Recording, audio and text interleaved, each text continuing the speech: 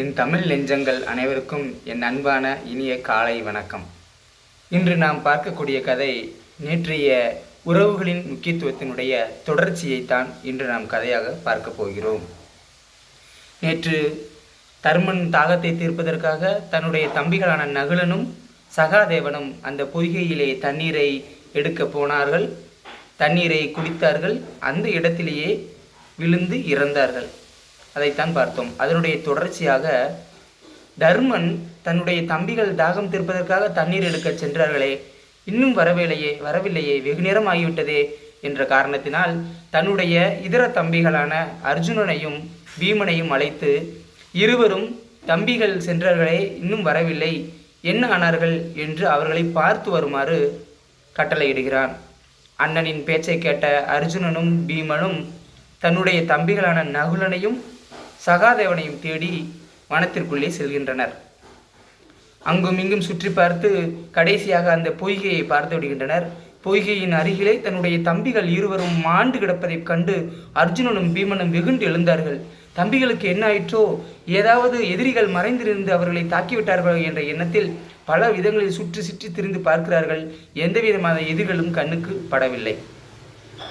அடுத்தபடியாக தண்ணீரை பருகியதனால் ஆகிவிட்டதோ என்ற எண்ணத்தின் காரணமாக கூட இருக்கலாம் என்று தண்ணீரை கை வைக்க போகும்போது முன்பு ஒலித்த அதே அசரி திரும்ப ஒலிக்கிறது. அடே, தண்ணீரிலே கை வைக்காதே, என் தண்ணீரை நீ பருக வேண்டுமானால் நான் கேட்கக்கூடிய கேள்விகளுக்கு பதில் சொல்ல வேண்டும் என்று அந்த அசரீரி ஒலிக்கிறது.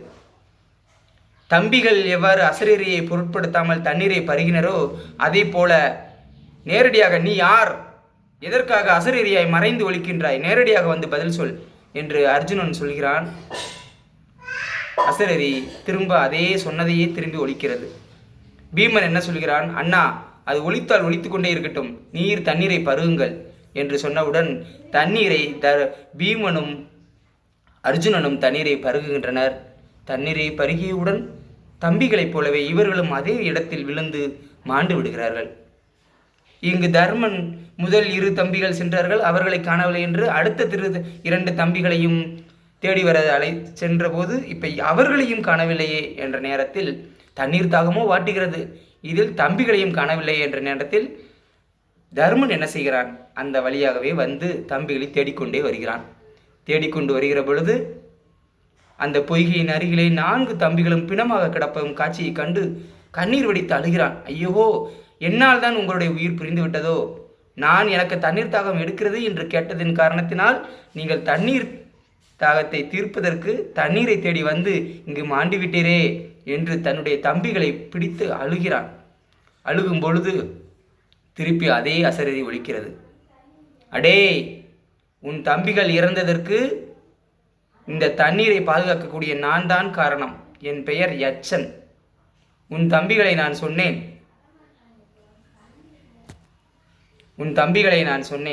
நான் கேட்கும் கேள்விகளுக்கு சரியான பதிலை கூறினால் மட்டுமே இந்த பொய்கையிலே நீங்கள் பருக வேண்டும் என்று. ஆனால் உன் தம்பிகளோ என் பேச்சை கேட்காமல் அவர்களாகவே தண்ணீரை பருகினர். அதனால் அவர்கள் உயிர் பிரிந்து விட்டது. அப்படியா? அப்படி என்ன கேள்வி கேட்கிறீர்? கேளுங்கள், நான் பதில் சொல்கிறேன் என்று சொன்னான் தர்மன். அந்த யட்சன் அடுக்கடுக்காக கேள்விகளை கேட்க ஆரம்பிக்கிறது. முதல் கேள்வியாக, பிறந்தவுடன் அசையாமல் இருப்பது எது என்று கேட்டான் யட்சன். தர்மன் சிறிது யோசித்துவிட்டு பிறந்தவுடன் அசையாமல் இருப்பது முட்டை என்று பதிலளித்தான் தர்மன். இந்த பதிலை கேட்டவுடன் யட்சன் மிகவும் சந்தோஷப்பட்டது. அதெப்படி முட்டை? பறவைகள் போடக்கூடிய முட்டையானது அதே இடத்தில் தான் இருக்குமே தவிர நகர்ந்து செல்லாது, அப்படித்தானே? அதுதான் முட்டை என்று சொன்னேன் என்று சொன்னான் தர்மன். அடுத்த கேள்வி,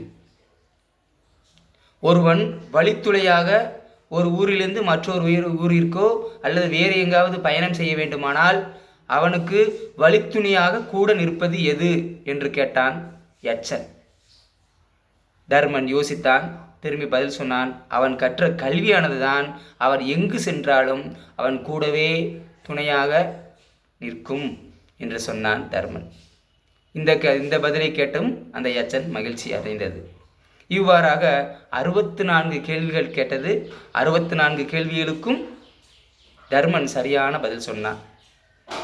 பதில் சொன்னதை கேட்ட யட்சன் மகிழ்ந்து தர்மனுக்கு ஒரு வரத்தை தருகிறது. அது என்ன வரம்? இதனுடைய தொடர்ச்சியை நாளை பார்க்கலாம். நன்றி, வணக்கம்.